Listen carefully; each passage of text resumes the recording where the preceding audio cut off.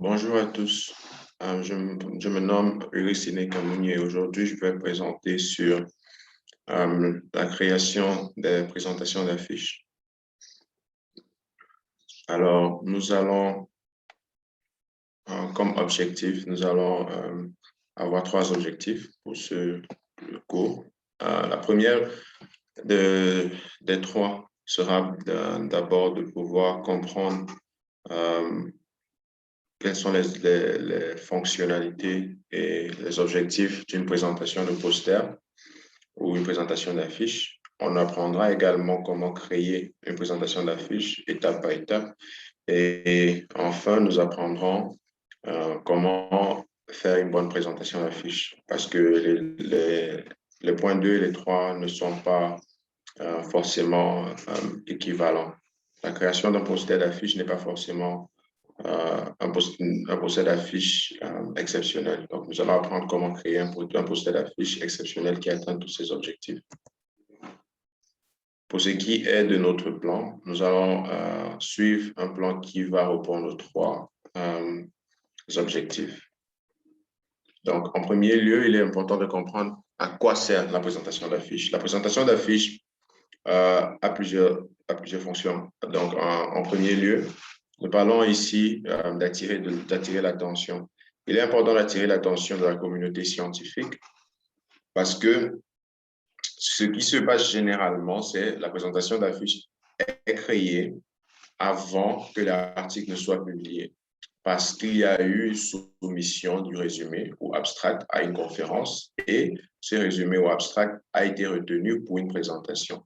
Donc, dans les très grandes conférences, voici à quoi cela ressemble. Il y a des intervalles, des pauses au cours des grandes conférences et tout le monde va imprimer ces présentations d'affiches, comme vous le voyez, qui sont assez grandes, un peu comme des publicités et des personnes les différents participants vont passer par là et voir ce qui les intéresse.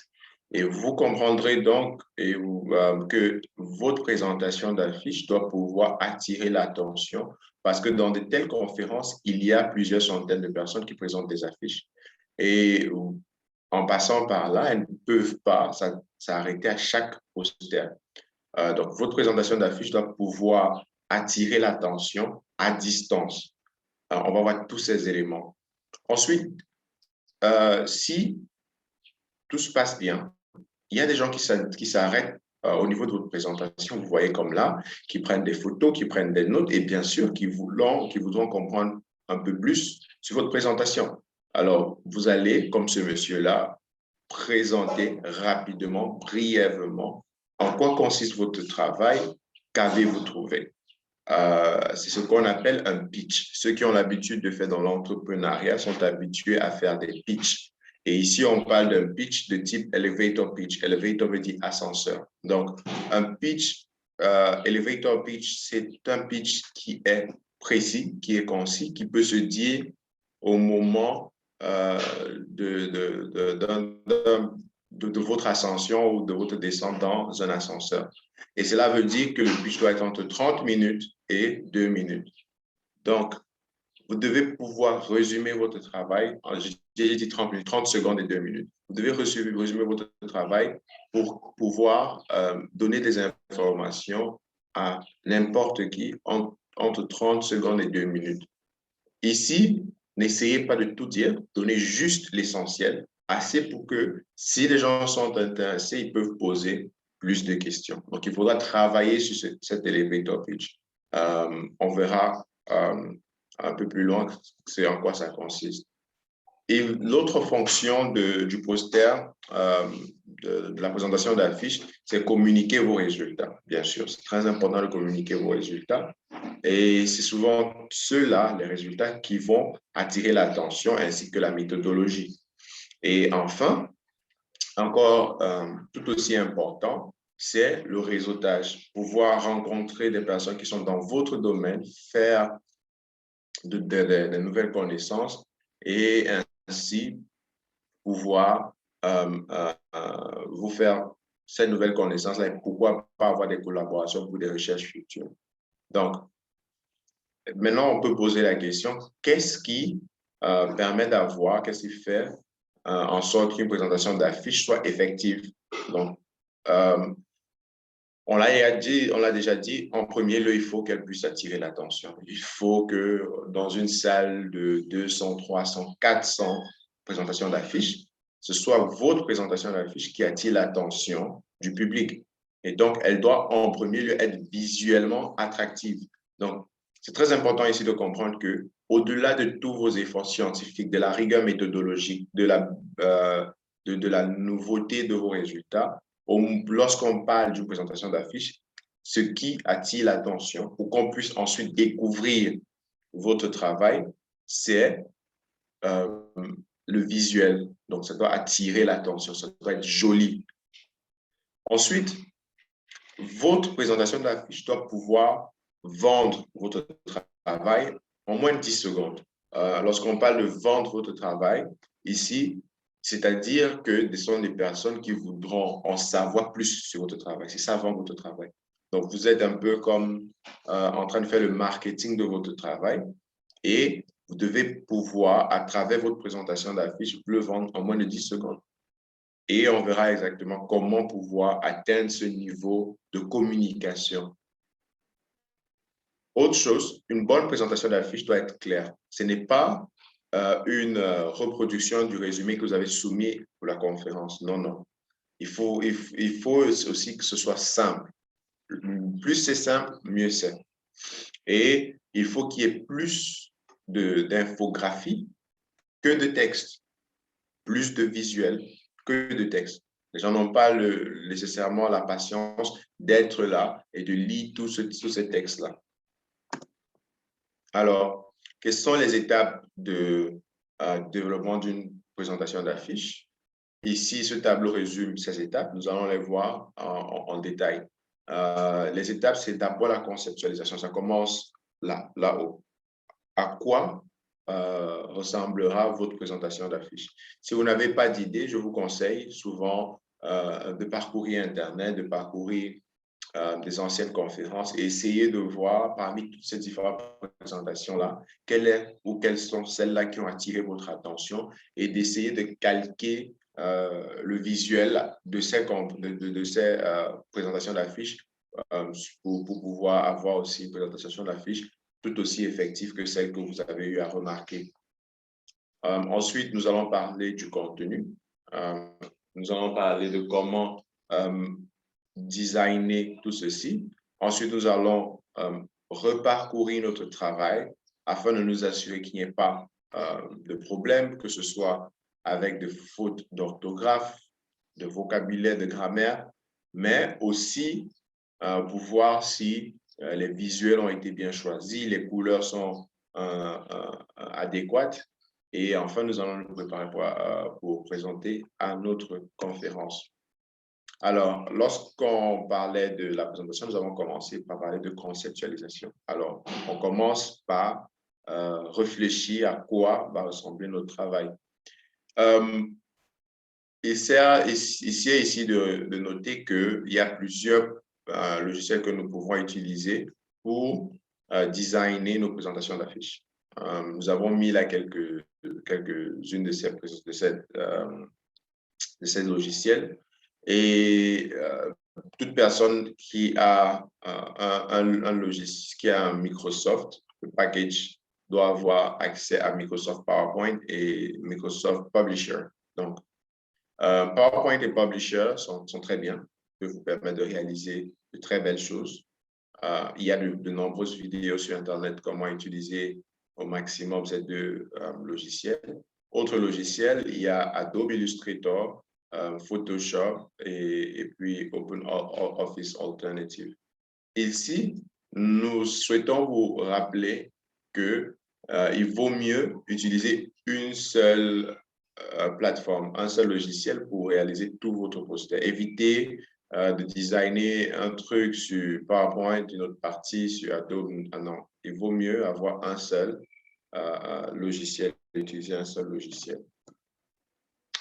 Pour commencer, c'est bien d'avoir un sketch, à peu près ce qu'on va appeler un storyboard, un peu comme les artistes dessinateurs. Et là, c'est tout à fait acceptable d'avoir quelque chose comme ça juste pour avoir une idée. Vous avez sur un format A4, vous essayez de mettre déjà, bien sûr, vous le mettez en orientation pays de paysage. Vous mettez quelque part votre titre, les auteurs, les différentes sections que vous aurez, les graphiques que vous espérez voir et vous essayez de visualiser un peu comme ça si ça vous convient. Voilà. Mais surtout, en le faisant, prêtez attention aux recommandations de la conférence. Certaines conférences exigent que les abstracts soient présentés d'une certaine manière. Et donc, si on vous exige cela, vous devez respecter les recommandations de la conférence. Si ce n'est pas le cas, vous pouvez avoir toute la latitude artistique que vous souhaitez afin de réaliser vraiment quelque chose qui soit très beau, très joli. Alors, une fois sur le logiciel, habituellement, ce que la plupart des gens utilisent, c'est PowerPoint. Alors, une fois sur le logiciel, il est important ici de choisir les bonnes dimensions. Une fois de plus, rassurez-vous de connaître que vous connaissez les dimensions selon les recommandations de votre conférence. Il faut absolument choisir les bonnes dimensions parce que si vous ne choisissez pas la dimension de votre produit fini, au final, ce qui se passera, c'est lorsque vous imprimerez le travail, vous perdrez en résolution et votre poster sera illisible ou flou. Donc, il faut connaître les dimensions, que ce soit en pouces ou en centimètres, et puis vous les choisissez. Donc, cela est vraiment très, très, très important. Ensuite, pour ce qui est de la disposition des différents éléments, il faut, on conseille généralement de diviser le poster en 3 à 5 colonnes. Au mieux, le moins de colonnes, le mieux c'est. Donc, là, voici 1, 2, 3, 4 colonnes. Donc, 3 à 5 colonnes. Il faut avoir des titres qui soient de grande taille, qu'on peut voir de très loin. Il faut également que le suivi de l'information ait un certain sens. Le sens, par exemple, de l'article. Donc, on s'attendra logiquement que vous débutiez, par exemple, avec une introduction ou un background, si nécessaire, qui se suivra de la méthode des méthodologies, des différents instruments de recherche, suivi ensuite des résultats, d'une brève discussion, conclusion et des références. Donc, ça, c'est la manière qui serait la plus logique. Mais souvent, on peut ne pas avoir toutes ces sections tout aussi bien définies. Au strict minimum, ce qu'il faut avoir comme section définie, c'est la méthodologie bien définie, comme section, les résultats. Les autres peuvent être mélangés pour pouvoir gagner de l'espace. Il y a beaucoup de modèles en ligne, beaucoup de modèles que vous pouvez utiliser, modifier à votre guise afin d'obtenir un résultat qui vous convient. Essayez au maximum d'avoir des espaces blancs. Les espaces blancs sont des espaces qui ne sont pas couverts ni par le texte ni par le visuel. Et on parle de, plus vous avez des espaces blancs, plus on va dire que votre texte est aéré. Donc, il faut à peu près une aération autour de 35%, c'est-à-dire que 35% de votre poster ou de votre affiche ne devrait pas avoir de texte. Donc, évitez véritablement d'avoir beaucoup de texte. Chaque fois que vous le pourrez, substituer le texte pour des visuels et ces visuels-là pourront vous aider à gagner un maximum d'espace. Ici, c'est important parce que lorsqu'il n'y a pas assez d'espace, le visuel apparaît comme un peu, il peut être intimidant pour le lecteur. Les personnes risquent de se dire, ah, je n'ai pas forcément le temps de lire tout ce qu'il y a sur ce poster et va passer pour aller voir le prochain poster. Rappelez-vous, nous souhaitons attirer l'attention. Ce poster n'a pas pour but de dire tout ce que vous avez fait. Non, il a pour but d'attirer l'attention. Ensuite, les gens peuvent causer avec vous, poser des questions et vous pouvez ensuite développer sur votre travail. Donc, évitez vraiment c'est difficile, mais évitez de partager tout ce que vous avez pu faire dans le travail. Deuxième étape, c'est le contenu. Alors, pour ce qui est du contenu, il faut toujours penser au logo de vos affiliations, qu'il s'agisse des universités ou des hôpitaux, de vos différents partenaires qui ont contribué au travail. Bien sûr, le titre, le nom d'auteur, ainsi que leurs différents diplômes qui peuvent aboutir à des appellations telles que docteur et ainsi de suite, au PhD. Et bien sûr, les titres importants qui peuvent être ceux qui sont là. Vous n'avez pas nécessairement besoin à chaque fois d'avoir toutes ces étapes. Comme je mentionnais au début, il doit forcément avoir la méthodologie, les résultats. L'introduction et les objectifs peuvent être mis ensemble ou l'introduction peut ne pas y être. Il y a juste l'objectif et la discussion et conclusion sont ensemble. Les références doivent y être, mais on ne met pas tout, on met les plus importants. Alors, pour ce qui est de la police des caractères, rappelez-vous, vous allez imprimer ce poster d'affiche, rappelez-vous la grande salle. Alors, votre travail, quel que soit ce que vous écrivez, doit être lisible d'au moins 2 mètres, à une distance d'au moins 2 mètres. C'est très important, doit être lisible à une distance d'au moins 2 mètres. Donc, vous ne pouvez pas réduire la police tellement que ce n'est pas lisible. Bien sûr, ce sera lisible sur votre écran, mais quand vous allez imprimer quelqu'un, parce qu'il y aura beaucoup de personnes, comme vous avez vu, des personnes peuvent être au 4e rang et ne pourra pas lire votre travail. Voilà. Donc, c'est important. Nous allons également décrire un peu plus loin devant qu'est-ce qu'il faut faire pour que la police soit lisible de cette distance d'au moins 2 mètres. Le texte doit être bref, clair et lisible. Le texte, en fait, il faut éviter de formuler des phrases complètes, c'est-à-dire sujet, verbe, complément. Il faut des textes vraiment brefs. Simplement, c'est pour aider simplement à dire voilà. Donc, un peu comme des bullet points. On parle de 300 à 800 mots. Moins c'est, mieux c'est. Voilà ce qu'il faut retenir. 800 mots, déjà, à la limite, c'est beaucoup. Moins c'est, mieux c'est. Si ça peut être moins de 300, si ça peut être 300 mots, vous êtes dans le bon. Utilisez des marqueurs comme ceci. Voilà. Si vous vous sentez obligé de mettre un point à la fin, ça veut dire que vous avez une phrase complète, vous avez un sujet, verbe, complément. Ce n'est pas très intéressant. Donc, évitez ce genre de trucs parce qu'ensuite, vous allez avoir des phrases très longues.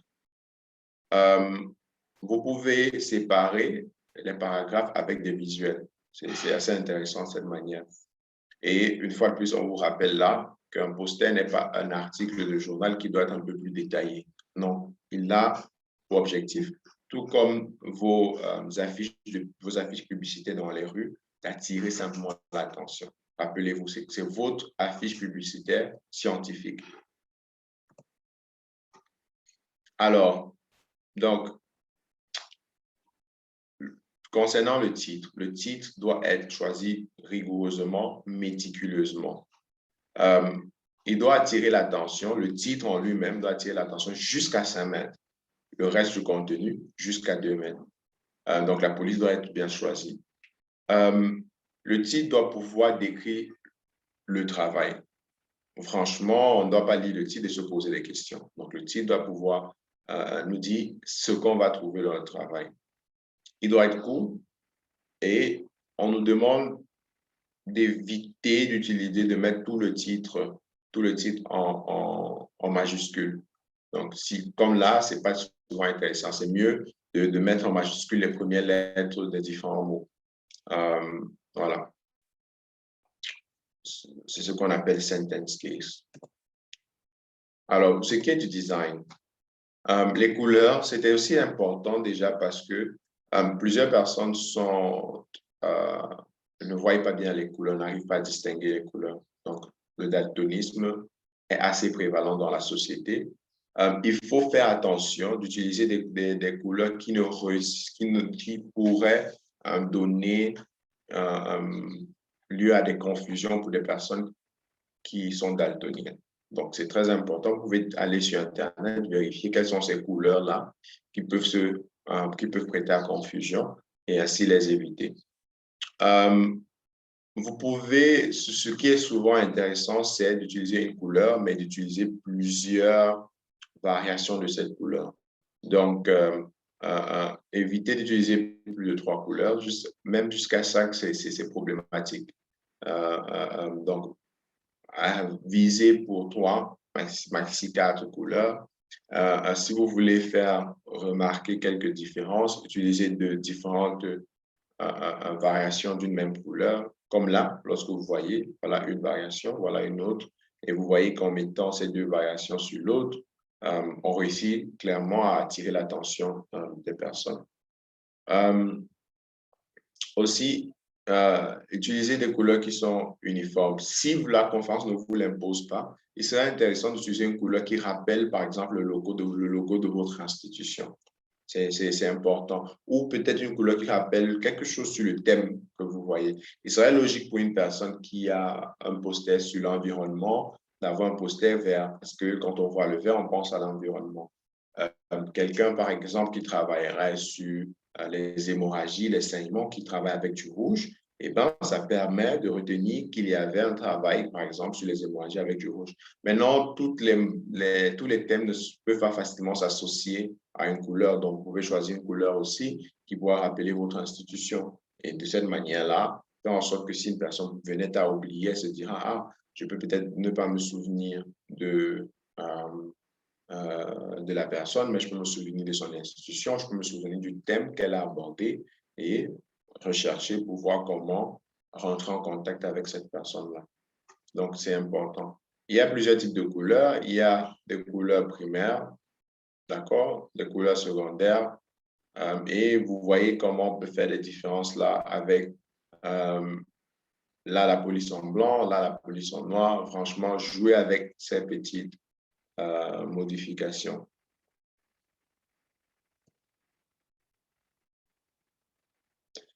Pour ce qui est de la police doit être en gras, bold, et de grande taille. Les sous-titres en gras de taille plus petite que la police du titre. Et pour le texte, on a de petites tailles, mais qui doivent être lisibles à 2 mètres. Pour les types de police, on vous conseille ceci. Évitez des polices qui sont trop distinctes parce que c'est embêtant. Vous n'allez pas gagner en attraction, en attirance avec des polices qui sont un peu difficiles sur l'œil. Donc, on vous conseille l'une des 3 suivantes, Arial, Helvetica, Calibri. Sauf bien sûr si la conférence vous exige d'utiliser une police particulière. Alors, pour ce qui est de l'infographique, le poster doit être un abstract visuel. Donc, il doit avoir vraiment beaucoup d'infographiques. Donc, utiliser des images, des figures et ces figures-là peuvent être des dessins, peuvent être aussi des graphiques. Vous devez utiliser des graphiques en format PNG et non en JPEG, par exemple, parce que le JPEG ne conserve pas bien la définition, la résolution des images. Donc, utilisez des images de type vecteur. Donc, ça peut être des PNG, format EPS, le format TIFF, par exemple, mais pas le JPEG.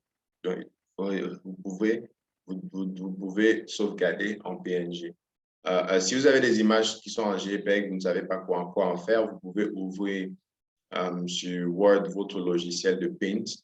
Si vous ouvrez Paint, ensuite vous faites enregistrer sous et vous enregistrez en PNG. Bien sûr, quand vous mettez des images, mettez les titres aux images qui expliquent aussi avec des légendes. Et s'il y a besoin de mettre des échelles, mettez ces échelles-là aussi. Alors, la résolution, au moins 300 dpi. Évitez des résolutions très basses. Évitez les screenshots, parce que les screenshots ont de très mauvaises résolutions. Évitez les screenshots pour vos images, parce qu'après, vous allez avoir de mauvais résultats. Alors, ici, lorsqu'on parle d'un poster d'affiche qui est ineffectif, voici un exemple. Alors là, la personne a essayé de mettre tout. tout à l'intérieur de ce travail. Et c'est vraiment, vraiment, franchement, ineffectif. Parce qu'il y a trop de textes, il y a beaucoup trop de textes. On n'arrive même pas à discerner dans les figures, lire les références. Et là, c'est sur un ordinateur. Donc, si ceci devait être imprimé, il faudrait littéralement être à quelques centimètres pour pouvoir lire. C'est pas bon. Et lire tout ça prendrait énormément de temps. Si vous êtes à une conférence avec plusieurs centaines d'abstracts, vous aimeriez bien pouvoir découvrir d'autres travaux et pas passer tout votre temps sur un seul truc. Donc là, il y a beaucoup trop de textes, beaucoup trop. Il faudrait littéralement couper de la majorité de ce texte de plus de 60-70%. Donc, ceci est ineffectif. Là, on a un visual abstract qui est déjà, regardez, vous marquez ici, on parle d'effectif, mais faites attention à ceci. Là, la résolution a été perdue et vous ne voudrez pas vous retrouver une conférence internationale avec un travail de basse résolution. Ce ne serait pas intéressant. On va parler des posters qui sont effectifs. Les posters qui sont effectifs ont beaucoup d'images, comme vous voyez, et très peu de texte. Et les titres sont facilement visibles. Donc là, c'est important. Mais là, ce qui manque, c'est la résolution. Alors, il faut obtenir des feedbacks et il faut être ouvert au feedback. Causez avec vos co-auteurs, montrez-leur le poster pour qu'ils voient si ça transmet bien ce que vous souhaitez communiquer. Causez également avec des personnes qui ne sont pas impliquées dans votre projet. Je dirais mieux même avec des personnes qui n'ont rien à voir avec la médecine. C'est très important parce que des personnes qui n'ont aucune idée de ce qu'est la médecine vous amèneront à simplifier votre travail encore plus. Donc, à la maison, des membres de famille, même des tierces, des amis, vous leur montrez ce travail, vous essayez de leur expliquer. Chaque question qu'ils vous poseront, ce sont des questions qui demandent peut-être une certaine simplification. Et donc, plus vous pourrez simplifier, mieux ça sera. N'ayez pas peur d'éliminer ou de supprimer toute chose qui augmente à la complexité du travail. Bien sûr, n'oubliez pas de les remerciements s'il y en a, les références très importantes, mais surtout votre information pour comment est-ce qu'on peut rentrer en contact avec vous. Mettez toujours vos informations sur votre fichier parce que les gens voudront rentrer en contact avec vous pour en savoir plus. Par exemple, est-ce que l'article a été publié? Est-ce que vous souhaitez collaborer sur un nouveau projet? Il serait dommage de faire un très bon travail et personne ne peut rentrer en contact avec vous après la conférence. Donc, pensez toujours à marquer vos informations là. Il peut s'agir soit de votre email et ou de votre nom d'utilisateur sur un site réseau social de type Twitter. Alors, vous avez fait tout ce que nous avons recommandé. Vous avez une affiche fantastique, très jolie que vous êtes prêt à présenter à la conférence. Que faut-il faire? Déjà, l'impression, c'est très important. Au moment de l'impression, assurez-vous que vous avez enregistré votre fichier en mode PDF. Donc, oui, vous avez utilisé au départ PowerPoint. Vous pouvez l'enregistrer en PDF en allant sur Enregistrer sous et vous choisissez format PDF, vous enregistrez. Et vous allez aller avec le fichier PDF voir votre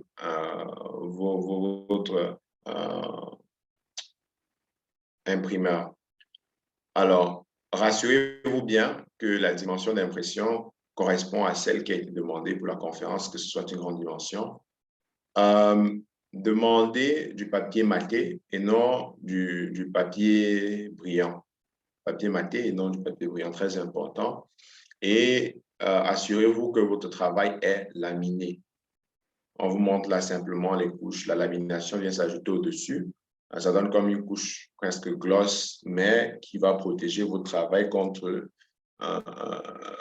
les intempéries ou par exemple de l'humidité. Au moment de voyager, alors vous allez avoir votre poster qui est le stocker dans un poster tube. C'est ceci. Ils sont enroulés comme ceci. Alors, n'envoyez pas votre poster tube en soute. Si vous l'envoyez en soute, il risque de vous revenir tout abîmé. Donc, allez dans la cabine avec votre poster tube. Pensez à acheter des pinces pour pouvoir fixer vos posters et si nécessaire aussi du ruban adhésif.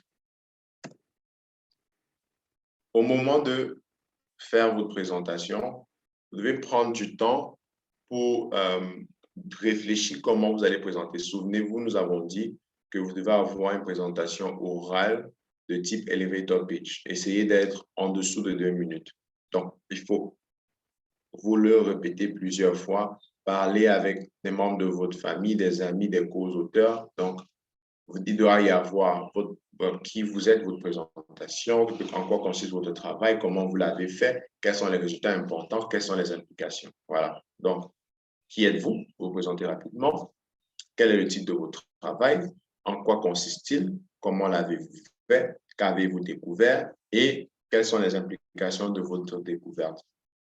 Donc, si vous faites cela, vous n'allez pas avoir de difficulté à rester sous la barre magique de 4 minutes. En moyenne, 2 minutes, ça suffit.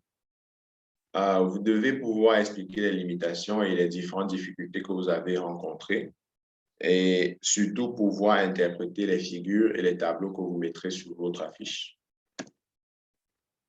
Pensez également à avoir des matériels auxiliaires ou annexes que vous pourrez remettre aux personnes intéressées. Vous pouvez avoir des tout petits print-out du poster, donc en format plus petit pour n'importe qui souhaiterait l'avoir. Peut-être des copies des figures importantes, votre carte de visite et, par exemple, votre liste de références. À la conférence, ne soyez pas rigide dans votre présentation. Donc, bien sûr, vous avez eu à penser et à réfléchir à votre elevator pitch. Vous savez que vous êtes en dessous de 2 minutes, en dessous de 4 minutes. Mais si votre public a besoin de savoir plus de choses, et ne soyez pas rigide, il faut pouvoir être dynamique afin de pouvoir vous adapter. Donc, prenez la peine de les écouter et prenez la peine de répondre à leurs questions, même si les réponses ne sont pas nécessairement trouvées dans votre elevator pitch. Il faut engager, aller auprès de votre public. À chaque fois que quelqu'un s'arrête auprès de votre poster, allez les voir. Posez la question de savoir s'il y a quelque chose que vous pouvez peut-être discuter avec eux, leur expliquer est-ce qu'ils ont des questions et ainsi de suite. Il faut vraiment être abordable et il ne faut pas être timide. Donc, ça vous permettra aussi de les maintenir, de les garder auprès de votre poster un peu plus longtemps. Véritablement, n'oubliez pas, comme on le disait un peu plus tôt, de réseauter. Donc, présentez-vous, demandez ce qu'ils font. Les gens aiment bien qu'on s'intéresse à ce qu'ils font. Donc, vous leur demandez ce qu'ils font, essayez d'avoir le contact et vous allez avoir un bon moment. Donc, pensez aussi à être relax et profiter de l'expérience. C'est véritablement une très bonne expérience de partager votre travail. Vous vous êtes retrouvé à un moment dans ce cas ici où votre travail a été assez apprécié pour qu'on vous donne l'opportunité de venir le présenter au pairs de vos pairs. Donc, profitez du temps. Voilà, ceci conclut notre présentation sur comment designer les posters d'affiches pour Abstract. Merci bien et j'espère pouvoir voir vos posters Abstract dans les plus grandes conférences dans les prochains mois. Bye.